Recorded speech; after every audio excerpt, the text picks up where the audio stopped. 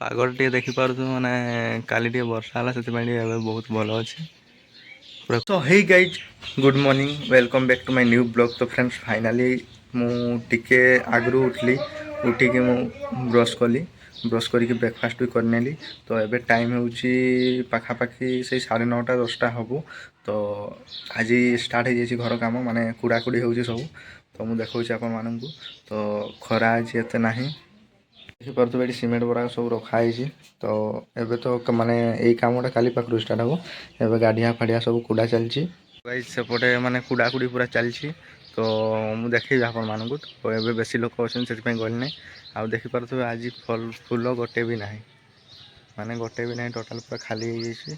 ଆଉ ଛଗାରେ ସେମିତି ମରିଯାଉଛି, ଏତେ ଖରା ମାନେ କେମିତି ବଞ୍ଚିବ। ପାଗଟା ଟିକେ ଦେଖିପାରୁଛୁ ମାନେ କାଲି ଟିକେ ବର୍ଷା ହେଲା ସେଥିପାଇଁ ଟିକେ ଏବେ ବହୁତ ଭଲ ଅଛି। ପୁରା କୁଲ୍ ମୌସମ ଅଛି, ଦେଖିପାରୁଥିବେ ବହୁତ ସୁନ୍ଦର ଦେଖାଯାଉଛି ଆକାଶ। ଫାଇନାଲି ମୁଁ ଗାଧୋଇ ସାରିଲି, ଏବେ ଜଷ୍ଟ ଗାଧୋଇ ଦେଲି। ତ ଏବେ ଟାଇମ୍ ହେଇଗଲା 12ଟା। ତ ଖାଇ ନାହିଁ କିଛି, ସକାଳୁ ଖାଇଥିଲି, ବ୍ରେକଫାଷ୍ଟ କରିଥିଲି। ତ ଏବେ କିଛି ମୁଁ ଖାଇ ଦେଉଛି, ତାପରେ ଦେଖିବା। ଆଉ କାଲି ପାଖରୁ ହେବ ଘର କାମ ଷ୍ଟାର୍ଟ, ମାନେ ହେଇଯାଇଛି। ଆଜି କୁଡ଼ାକୁଡ଼ି ହେଉଛି, ତାପରେ କାଲି ପାଖରୁ କାମ ଷ୍ଟାର୍ଟ ହେବ। ମାନେ ଏଇ ପାଖରେ ଯେଉଁ ଗାଢ଼ା ହେଉଛି, ଗାଢ଼ା ହେଇକି ତାପରେ ଫାଉଣ୍ଡେସନ୍ ଉଠିବ। ତ ଫାଇନାଲି ମୁଁ ଭାତ ଖାଇବା ପାଇଁ ପଳେଇ ଆସିଲି। ତ ପଖାଳ ଭାତ ଅଛି। ତ ପଖାଳ ଭାତ ଏବେ ଗରମରେ ଖାଇବା ପାଇଁ ବହୁତ ହି ମସ୍ତ, ବହୁତ ହି ଭଲ, ପୁରା ପେଟ ଥଣ୍ଡା ହେଇଯିବ। ପଖାଳ ଭାତ ଆଉ ଅଣ୍ଡା ଅଛି ସାଇଡ଼ରେ। ତ ଚାଲନ୍ତୁ ମୁଁ ଖାଇଦିଏ, ତାପରେ କଥା ହେବା।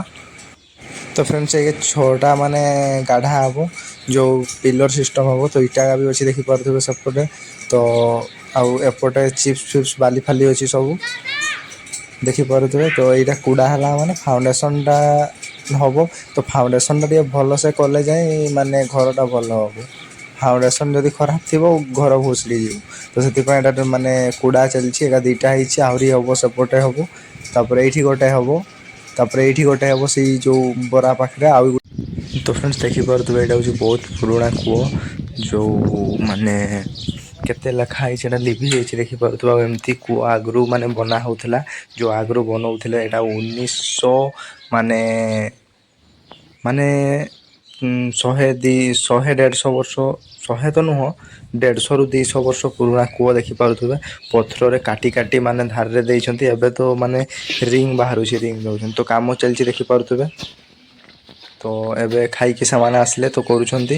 ଆଉ ଏଇଟା ଦେଖିପାରୁଥିବେ, ଏଇଟା ଗୋଟେ ଗଛଟା। ତ ଏଇଠି କରୁଛନ୍ତି ସେମାନେ କାମ। ତ ଆମ୍ବ ଗା ଫ୍ରେଣ୍ଡସ୍ ବହୁତ ହେଇଛି, ଦେଖିପାରୁଥିବେ।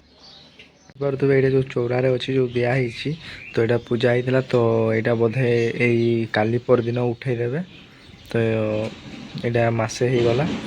ଆଉ ଦେଖିପାରୁଥିବେ ସେପଟେ ମାନେ କାମ ବି ଚାଲିଛି। ଆଜିର ଭିଡ଼ିଓ ଆମେ ଏଇଠି ଏଣ୍ଡ କରିବା। ତ ଯଦି ଭିଡ଼ିଓଟା ଭଲ ଲାଗିଥାଏ ତାହେଲେ ନିହାତି ଭାବରେ ସବସ୍କ୍ରାଇବ୍ କରନ୍ତୁ, ଲାଇକ୍ କରନ୍ତୁ ଏବଂ ସେୟାର କରନ୍ତୁ। ଆଉ ଯଥା ମୁଁ କାଲି ପାଖରୁ ବାହାରିବି ଭାବୁଛି, ବାହାର ଟ୍ରାଭେଲିଂ କରିବି। ତ ଏବେ ମୋ ପାଖରେ ସତ କଥା ମନି ବି ନାହିଁ। ତ ମନି ନହେଲେ କୁଆଡ଼େ ଯାଇ ହେବନି ଏତେ ଖରାରେ। ହେଲେ ପାଗ ଟିକେ ଭଲ କରିଛି, ଭାବୁଛି ଏଇ ଆଖପାଖ ଯାହା ସବୁ ଅଛି ମୁଁ ଆପଣମାନଙ୍କୁ ଦେଖେଇବି। ତ ନିହାତି ଭାବରେ ମୁଁ ଯିବି, କାଲି ପରଦିନଠୁ ବାହାରିବି ମୁଁ। ଆଉ ଯଦି এই ଭିଡ଼ିଓଟି ଭଲ ଲାଗିଥାଏ ତାହେଲେ ନିହାତି ଭାବରେ ସବସ୍କ୍ରାଇବ୍ କରନ୍ତୁ। ତାପରେ ମାନେ ଦେହ ବି ଟିକେ ଖରାପ ଥିଲା, ସେଥିପାଇଁ 2 ଦିନ ମୋର ମିସ୍ ହେଇଗଲା। ମୋତେ ବହୁତ କଷ୍ଟ ହେଲା, ସତରେ ବହୁତ କଷ୍ଟ ହେଲା। ମାନେ ଦେହ ଟିକେ ଖରାପ ଥିଲା, ଆଉ ଖରା ବି ପ୍ରବଳ ହେଉଥିଲା, ଘରୁ ବାହାରି ବି ନାହିଁ। ତ ସେଥିପାଇଁ ବ୍ଲଗ୍ ଆସିଲା ନାହିଁ।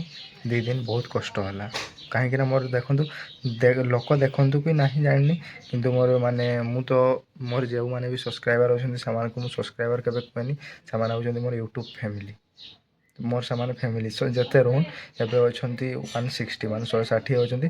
ସେମାନେ ଫ୍ୟାମିଲି, ମୋର 160 ଜଣ ମୋର ଫ୍ୟାମିଲି। ତ ଫାଇନାଲି ମୁଁ ସେମିତି ଫ୍ୟାମିଲି ମାନିକି ଚଳେ।